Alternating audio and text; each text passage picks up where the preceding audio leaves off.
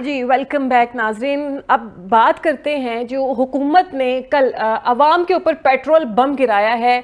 जो है रुपयों में यहाँ पे कीमतें नहीं बढ़ रही, यहाँ पे 100 से ज्यादा जो है वो कीमतें बढ़ गई हैं। आप देखें कि कहाँ से कीमत कहाँ चली गई है। 458 रुपए पेट्रोल हो गया है। इस पेट्रोल की जो कीमतें जो बढ़ रही हैं और ये कोई ग्रेजुअली नहीं बढ़ रही हैं, ये शाम में कुछ होती है, रात में कुछ होती है, सुबह ये पेट्रोल की कीमत कुछ होती है।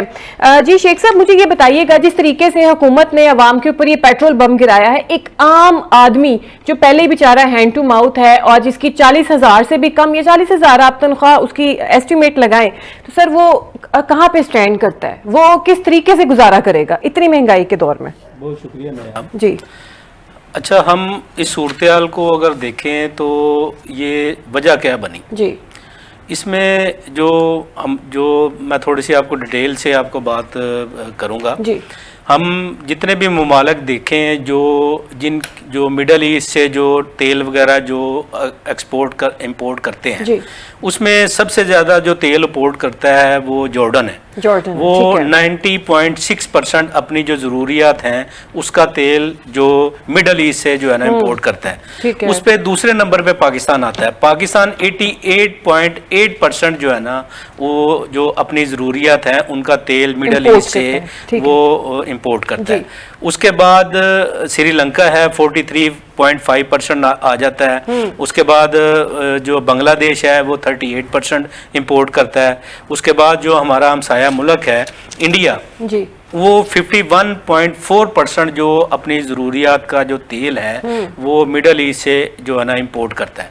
अच्छा नयाब, इसमें एक जो बड़ी एक दिलचस्प चीज़ है ना, वो दिलचस्प चीज़ ये है कि इंडिया ने अभी जो अपनी जो ऑयल की प्राइसेस हैं, जो अपने तेल की कीमतें हैं वो नहीं बढ़ाई। वो देखें, वो इंडिया के अंदर जो इस वक्त डेमोक्रेसी है, इंडिया के अंदर जो लोग इस वक्त काम कर रहे हैं वो अपनी आवाम का सोच रहे हैं।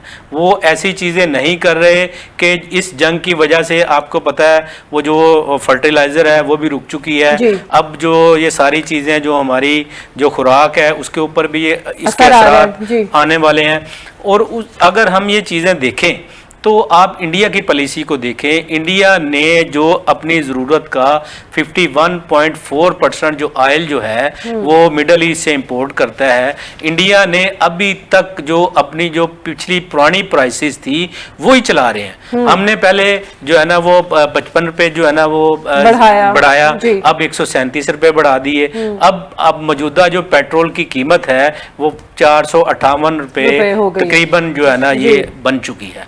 अब इसमें थोड़ी सी हमारी जो हुकूमत है उसकी नाअहली सामने आ रही है।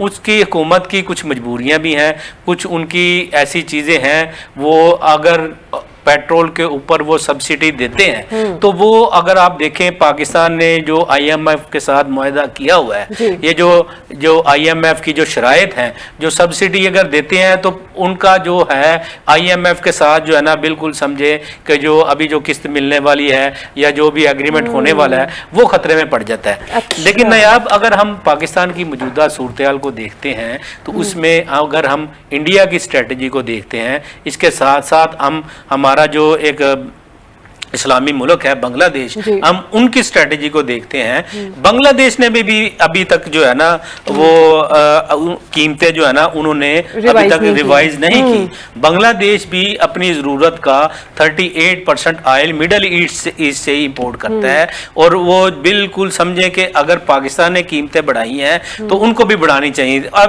बांग्लादेश की आपको स्ट्रेटजी मैं थोड़ी सी बताता हूँ।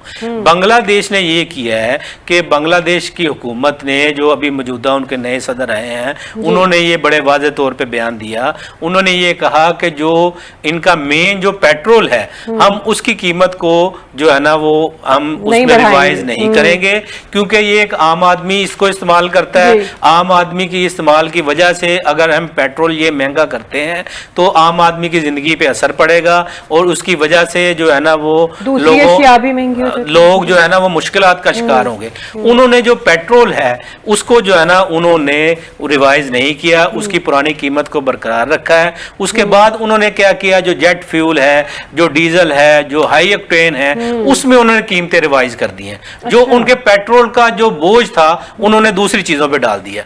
अब ये मैं अपनी हुकूमत की नाअहली कहूंगा।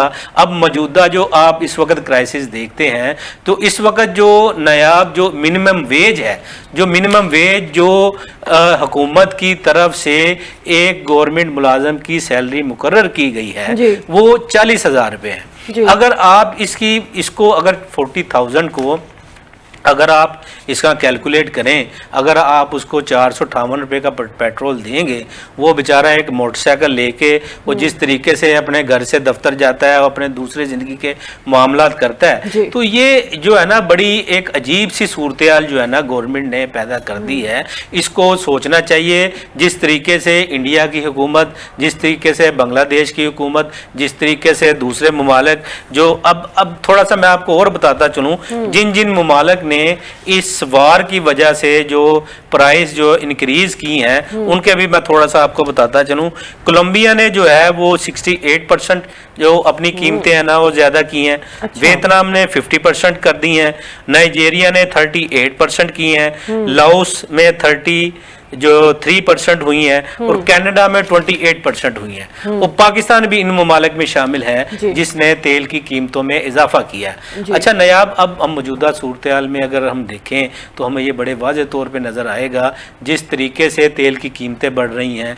तेल की कीमतें बढ़ने से उसके बाद जो ज़रूरियात ज़िंदगी के ऊपर जो असर पड़ता है, उसके बाद आपकी हर चीज़ महंगी हो जाती है।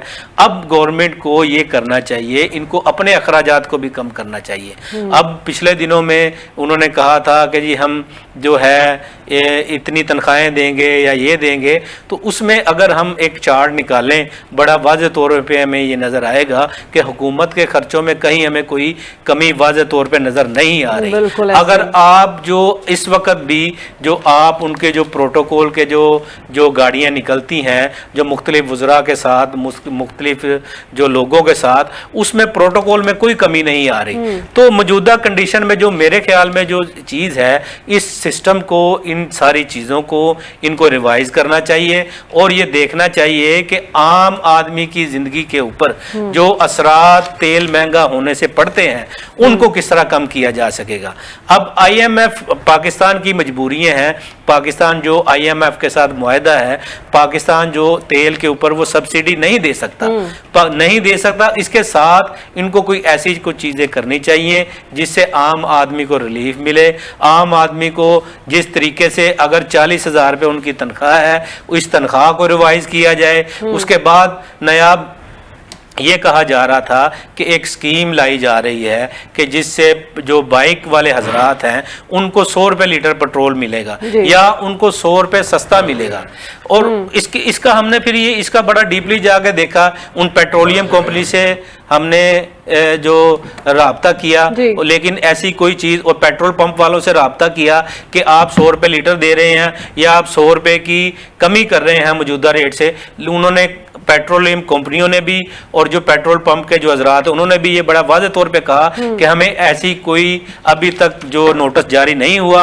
अगर हुकूमत की तरफ से ऐसी कोई अमल दरामद के लिए हमें कोई चीज़ दी जाएगी तो उस पर हम जो है ना इम्प्लीमेंटेशन करेंगे। बिल्कुल सर। और अगर इसके ऊपर हुकूमत को ये चाहिए कि हाथ जरा आवाम के ऊपर हल्का रखें। आवाम पहले ही गरीब है और जिस तरीके से पेट्रोल की कीमतों में इजाफा होता चला जा रहा है, एक आम आदमी जो है वो तो बेचारा पहले ही 2 वक्त की रोटी मुश्किल से खाता है, 1 वक्त की रोटी भी मुश्किल हो जाएगी उसके लिए। अभी ट्रांसपोर्टेशन के लिए बहुत ज्यादा एक हेक्टिक सी सिचुएशन क्रिएट हुई है। किराए बढ़ गए हैं, पेट्रोल नहीं है, पेट्रोल बहुत महंगा है, जो आवाम है वो ज्यादा किराए अफोर्ड नहीं कर सकती। तो इस तरीके से जो सर्कल है जिंदगी का वो बहुत बुरे तरीके से डिस्टर्ब होगा और हो रहा है। इसको एज सुन एज पॉसिबल बहुत अच्छे तरीके से मैनेज करना चाहिए। जिस तरीके से इंडिया ने अपनी जो गरीब आवाम है उसके ऊपर बोझ नहीं डाला, जैसे कि शेख साहब ने कहा। नाज़रीन, अभी तक के लिए इतना ही। कल तक के लिए हमें दीजिए इजाजत। अल्लाह हाफिज।